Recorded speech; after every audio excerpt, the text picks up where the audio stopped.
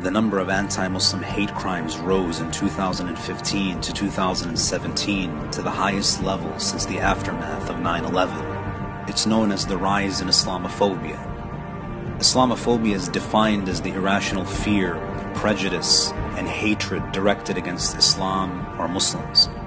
It was a term coined in the early 20th century, but became increasingly salient in the past couple decades.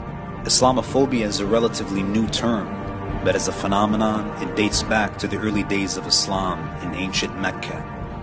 The first victim of Islamophobia wasn't the hijabi in northern London who was assaulted for her headscarf, nor was it the brother in Manhattan who was spat on and told to go back to his country. The first victim of Islamophobic rhetoric was the Holy Prophet himself. He introduced two teachings that shook the foundations of 7th century Arabia.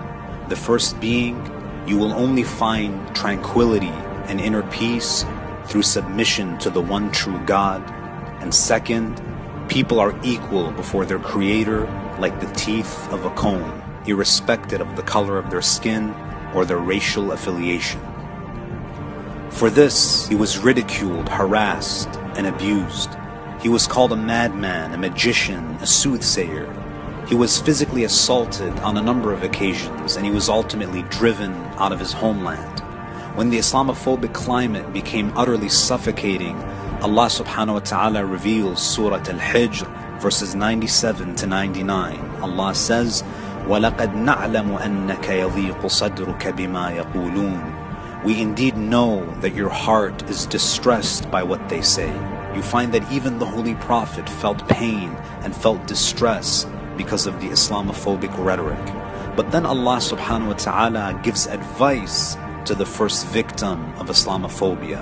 Allah says, فَسَبِّحْ بِحَمْدِ رَبِّكَ وَكُن مِّنَ السَّاجِدِينَ وَاعْبُدْ رَبَّكَ حَتَّى يَأْتِيَكَ الْيَقِينَ. So glorify and praise your Lord and be of those who prostrate to Him, and worship your Lord until there comes to you the certainty.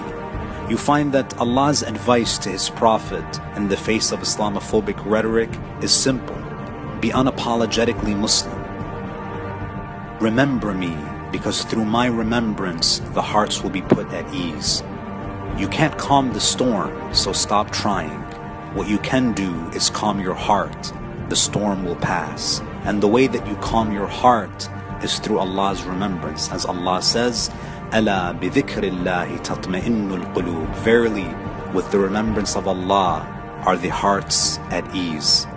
Brothers and sisters, allow your moral uprightness and integrity to shatter the misconceptions about Islam. And bear in mind that the truth will always attract adversity. Pain is temporary, but the pleasure of Allah is the prize that is everlasting. And remember the words of Imam al-Hussein alayhi salam on the day of Arafah, when he said, إِلَهِي مَاذَا وَجَدَ مَنْ فَقَدَكَ وَمَا الَّذِي فَقَدَ مَنْ وَجَدَكَ. O my Lord, the one who has you, what has he lost? And the one who has lost you, what does he have? وصلى الله على محمد وآله الطاهرين.